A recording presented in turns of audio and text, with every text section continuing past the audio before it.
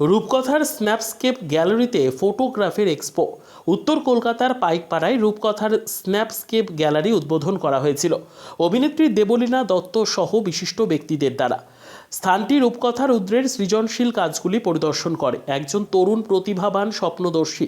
তিনি ফটোগ্রাফিতে তার যাত্রা চালিয়ে যাচ্ছেন। ফটোগ্রাফ এবং প্রিন্ট অর্ডারে বিক্রয়ের জন্য উপলব্ধ হবে। ছোটবেলা থেকেই রূপকথার রুদ্রর গল্প বলার প্রতি দারুণ আকর্ষণ ছিল। তিনি যখন অনেক গল্পের বই পড়েন তখন তিনি একটি ক্যানন ক্যামেরাও নিয়েছিলেন, যা তার মায়ের ছিল।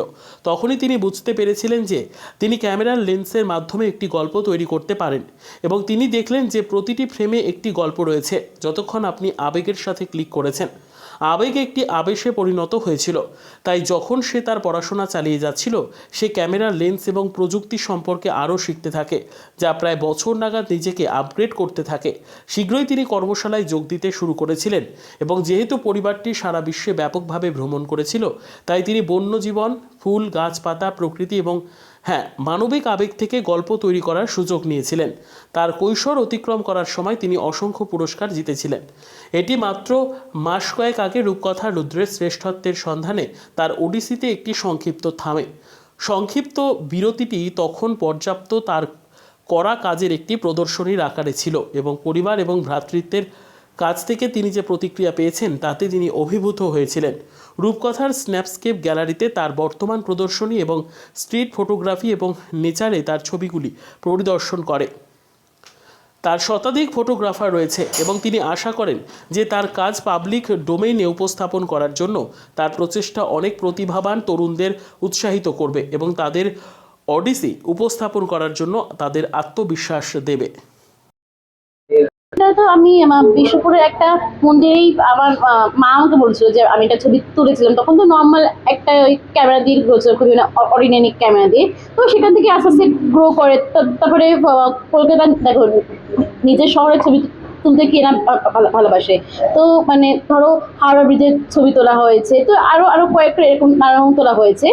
স্ট্রিটটা একটু কমই করা হয়, কিন্তু ওছাড়াও ইন্ডিয়াতে অনেক জায়গায় তোলা হয়েছে, যেমন কাঞ্চনজঙ্ঘা স্লিপিং বুদ্ধার একটা পার্টের টুকরো আমি এবার প্রেজেন্ট করেছি।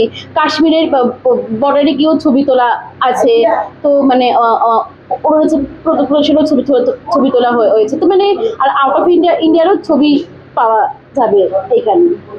মানে আমার ন্যাচারালি এটা এসছে, মানে ইনবিল্ট হয়েছে ন্যাচারালি, যার জন্য কি হয়েছে তারা সেই প্রফেশন থেকে নিজেকে কথা হচ্ছে যে মানে আমার সঠিক মানে কোম্পানি খুঁজতে হবে, কোন কোম্পানিটা করতে হবে, এবার ভালো লোকেদের অ্যাডভাইসেস পেতে হবে, যেটা আমিও পেয়েছি। মানে এটা আমি একদম আমার ক্ষেত্রে বলছি। মানে আর প্লাস যারা ভালো ফটোগ্রাফার তাদেরকে ইন্সপায়ার পেতে হবে, ঠিক আছে। তারপর সেখান থেকে সোশ্যাল মিডিয়াতে যেতে হবে, বা অনেক মতো ফেসবুক গ্রুপ আছে, সেখানে ছবি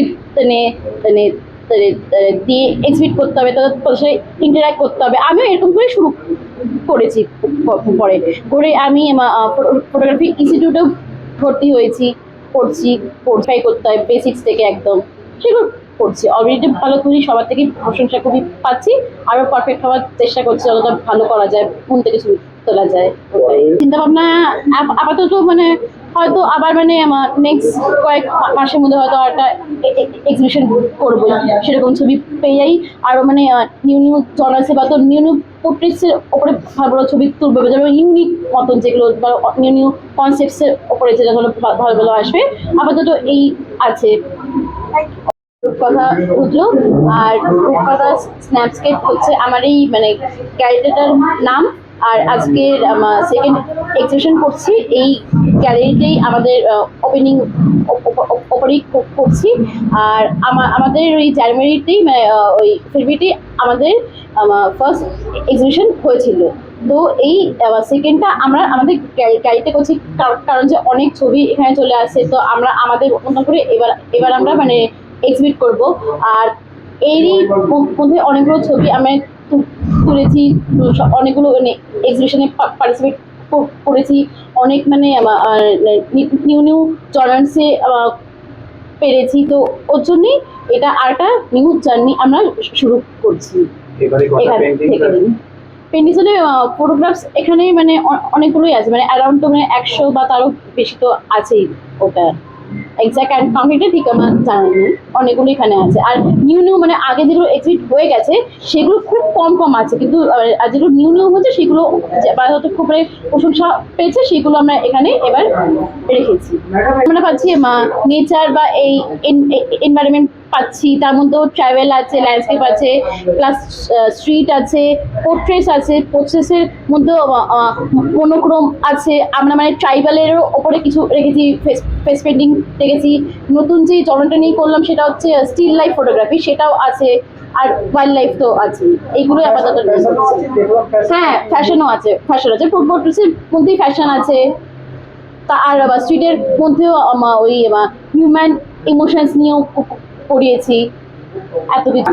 আমি আপনার অনেকগুলো ছবি দেখছিলাম, বিভিন্ন জায়গায় আপনি গেছেন, বিভিন্ন